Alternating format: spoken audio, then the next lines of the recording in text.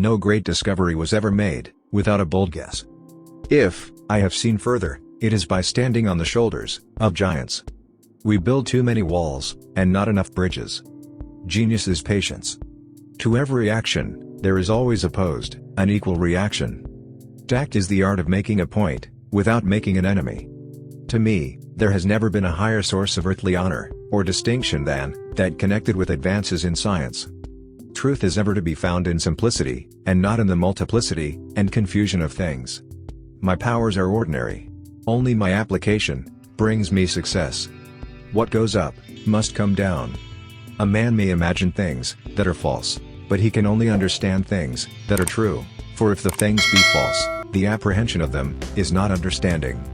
An object in motion tends to remain in motion, along a straight line, unless acted upon by an outside force.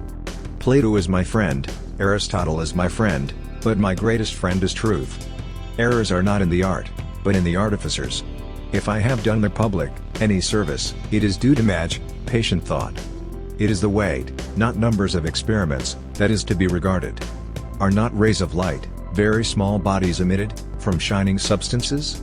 The proper method for inquiring after the properties of things is to deduce them from experiments. To explain all nature is too difficult a task for any one man or even for any one age. 'Tis much better to do a little with certainty and leave the rest for others that come after you. The ignis fatuus is a vapor shining without heat. The moon gravitates towards the earth, and by the force of gravity is continually drawn off from a rectilinear motion, and retained in its orbit. It is reasonable that forces directed toward bodies depend on the nature and the quantity of matter of such bodies, as happens in the case of magnetic bodies. Nothing can be divided into more parts than it can possibly be constituted of. But matter, i.e. finite, cannot be constituted of infinite parts.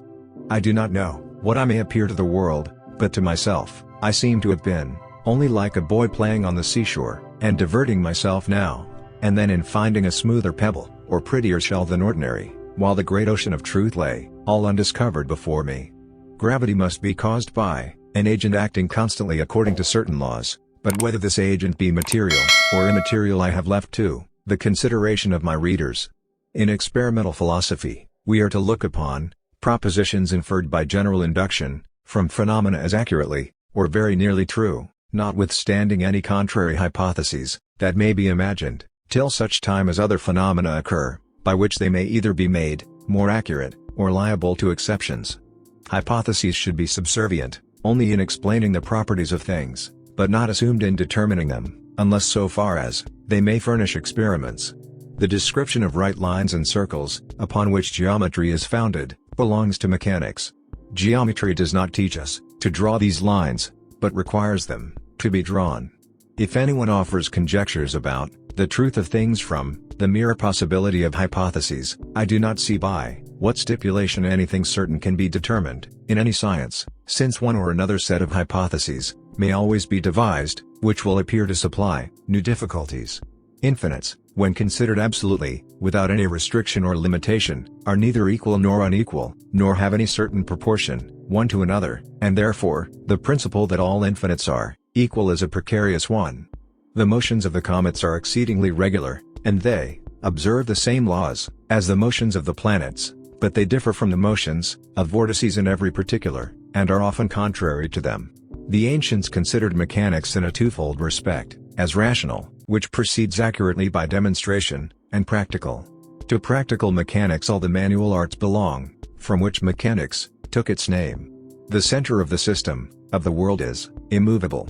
In the beginning of the year 1665, I found the method of approximating series, and the rule for reducing any dignity of any binomial into such a series.